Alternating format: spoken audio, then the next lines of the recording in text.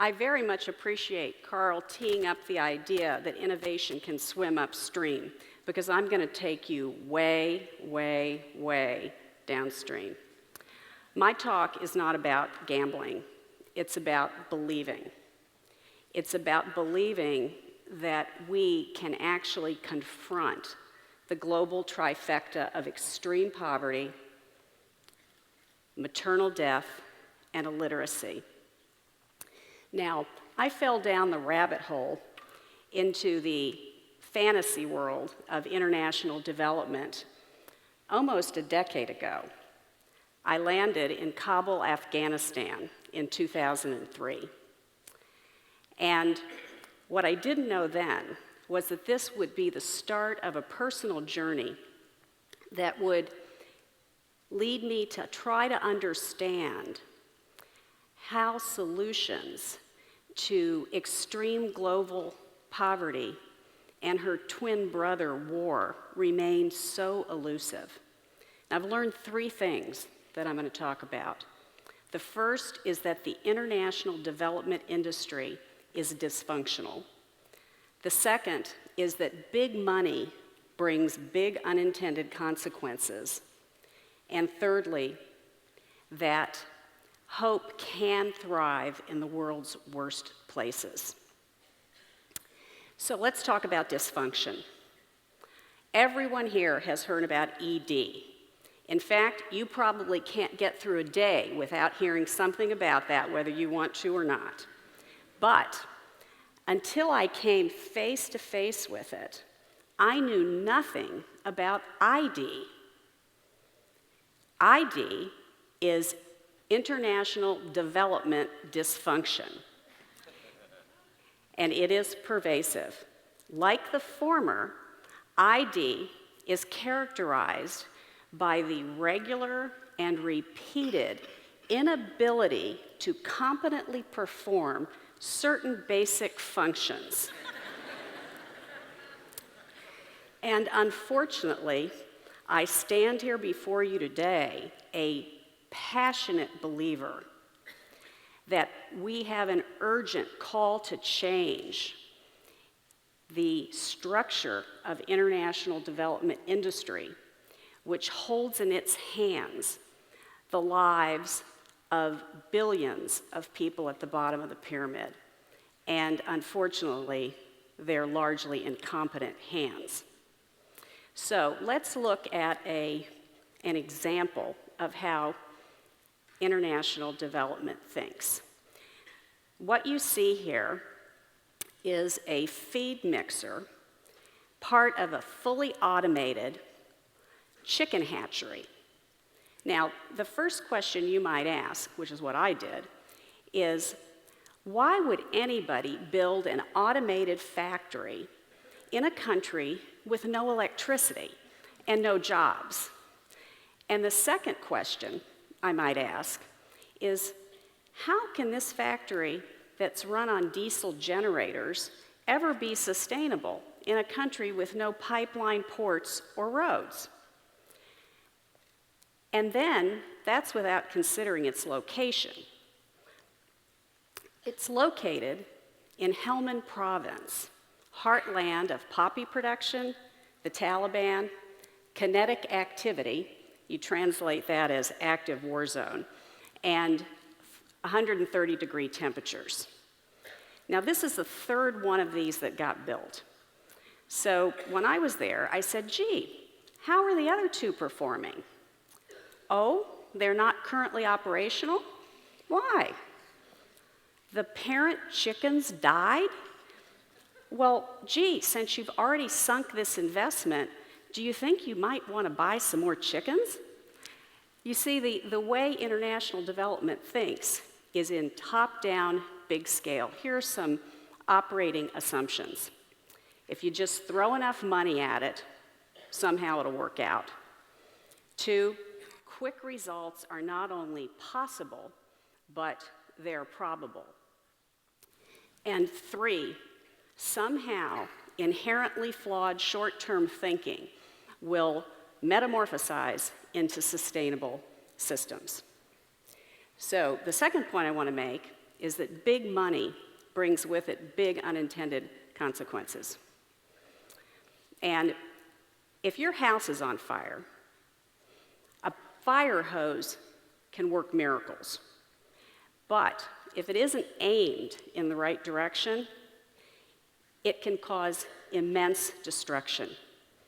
And cranking open the fire hose of big money and spraying it around indiscriminately is the MO of Big ID.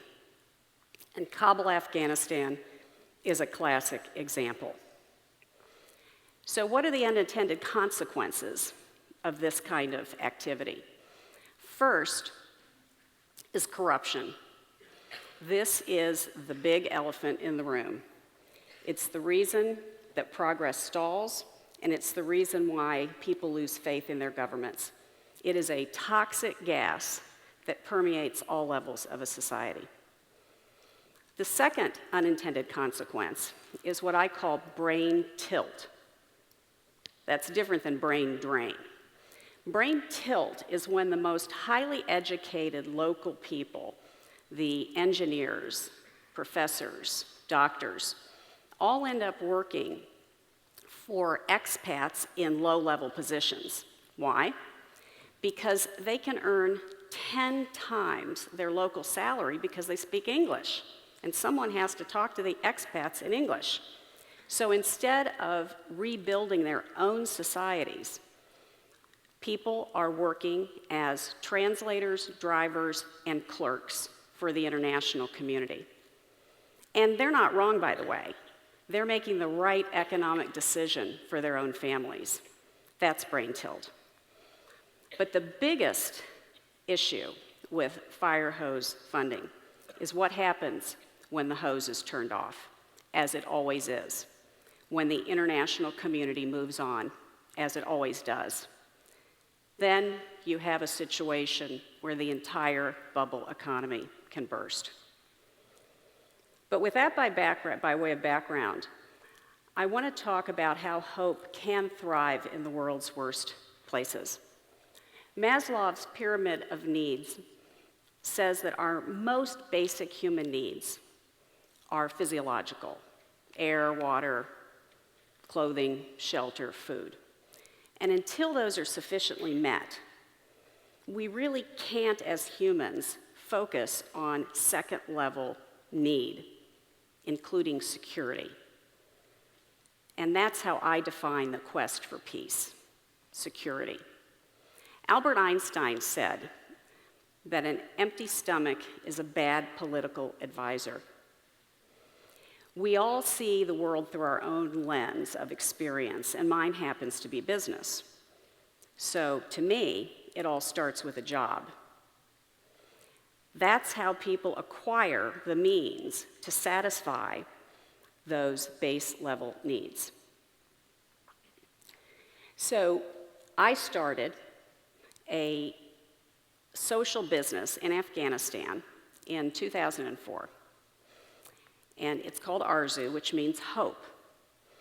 Its objective is simple: to fairly employ as many women as possible doing something culturally acceptable.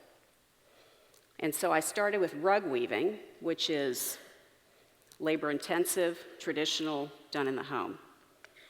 Since starting with 30 weavers, we have now created over 1,000 private sector jobs in rural villages where little opportunity exists. That's one of our villages. As you can see, when you don't have water, it eliminates a lot of opportunity. So, what happens?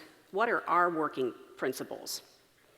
Whereas the big ID industry throws that money around, what do we focus on? We focus on, first of all, it can't plug in. With no power grid, we can't have anything electric. We also have to have locally sourced materials because there are no roads, and we need very few moving parts. Secondly, Oh, and I want to give you an example. Let me give you an example of a low-tech approach. As an aside, what we do is we try not to recreate any wheels, which is very typically done. We don't want to spend the time or money. Instead, we partner actively with people who've already come up with applications that we can translate into an Afghan context, which is our expertise. And so we're always on the lookout for new, interesting, low-tech ideas, or for engineers, and I'm sure there are a few of you in this room, who can volunteer and help us solve some of these problems. But I want to give you an example called Super Adobe. Now, this is an earth-building technique invented by an Iranian architect, where basically you build buildings out of dirt, plastic bags, and barbed wire with unskilled labor at low cost. And these buildings have some interesting properties. They are impervious to rain, unlike mud brick. They are warmer in the winter, cooler in the summer, and they have a few modern twists. They withstand earthquakes to California standards, and they're bulletproof, which is a nice housing feature in Afghanistan. Now, the second principle, operating principle, is that nothing works the first time. Nothing. So every project is called a pilot.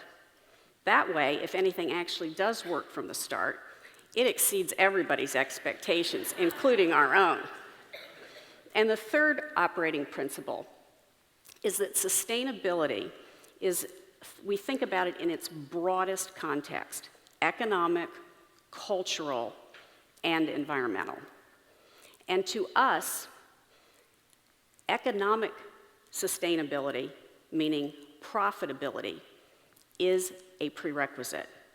So we're working to try to prove out a new economic model where all the jobs, all the programs, all the community development projects we do can be funded inside a closed loop by the sale proceeds from the export products that our women are creating. Now, ARZU is not sustainable yet, but we self-fund half of our total cost base, and the balance is funded by private donations and government funding. Now, this may not seem like a breakthrough idea, but we actually staff our projects in Afghanistan with Afghans, and this one decision was probably the most complicated and slowed us out of the gate. But like the tortoise and the hare, it has paid our biggest dividends. Why? Because we now have a trained, competent, all-Afghan team who can fly below the radar screen as locals and continue to operate and move around when all the expats are locked down. It's also much less costly because we don't need the standard issue white Suburbans and guys with guns to go outside the green zone. We're already outside the green zone. So I want to share with you what my inspiration and my instructors are. They are the Afghan women themselves. Afghanistan was named the worst place in the world to be a woman in the 2011 Thomson Reuters Foundation survey. And yet, the reality, a job can change that reality. I'd like you to meet Fatima. Fatima is 45 years old. She has 7 children. She's a widow, which in Afghanistan is the bottom of the barrel. She returned from a refugee camp in Pakistan in 2002, but unfortunately, despite weaving full-time, she wasn't making enough money to feed her kids until she started working for ARZU in 2005. Now, she supports a son at Kabul University. She has added 2 rooms and a kitchen to her house, and she's made education a priority for her other kids. That's Jamila. Jamila is Fatima's daughter. She expects her life to be different than her mother's. And as you can see, like teenagers everywhere, she likes to talk on a cell phone. So, in conclusion, it's easy to get discouraged about why all the things in the world are so wrong, that global trifecta looks unassailable. And it's easy for us to sit back and say, what can I do to try to make a change? But why should we try? We should try because this is what hope looks like. Remember Super Adobe? Well, when we finished training, we had a building. Well, if you have a building, why not open a preschool? It matters for these kids, and that's why it should matter to us. I'm going to leave you with this thought. There's probably nobody better armed than you in this audience to be the change the world needs.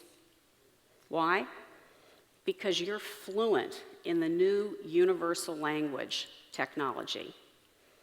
And it will be technology, innovation, and employment that move the world down the road toward peace.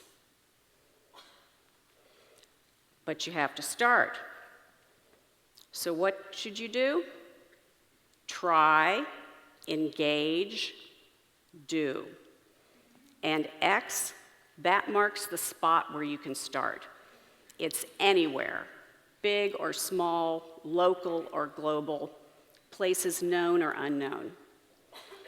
Eleanor Roosevelt said, "It's not enough to want peace. You must believe in it. And it's not enough to believe in peace. You must work at it." So, ladies and gentlemen, let's get to work. Thank you.